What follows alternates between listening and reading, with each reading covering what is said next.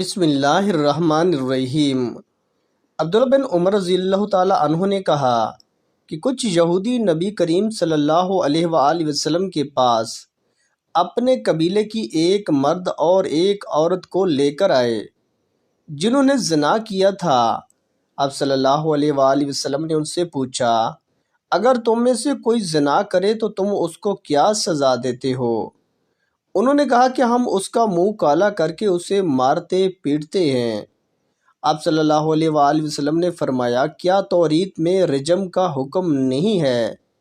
انہوں نے کہا کہ ہم نے توریت میں رجم کا حکم نہیں دیکھا۔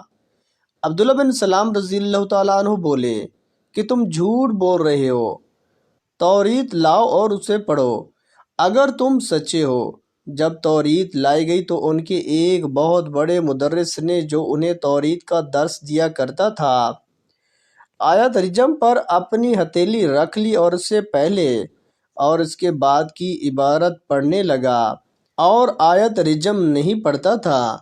عبداللہ بن سلام نے اس کے ہاتھ کو آیت رجم سے ہٹا دیا اور اس سے پوچھا کہ یہ کیا ہے؟ جب یہودیوں نے دیکھا تو کہنے لگے کہ یہ آیت رجم ہے۔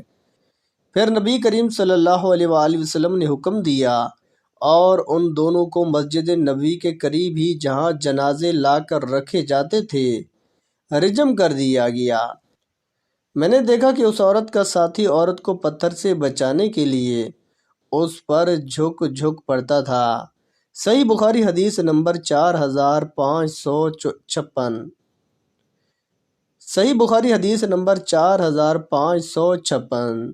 دوستو، اللہ پاک سے دعا ہے کہ اللہ پاک ہمیں حدیث مبارکہ پر عمل کرنے کی توفیق و ہمت عطا فرمائے۔ آمین ثم آمین۔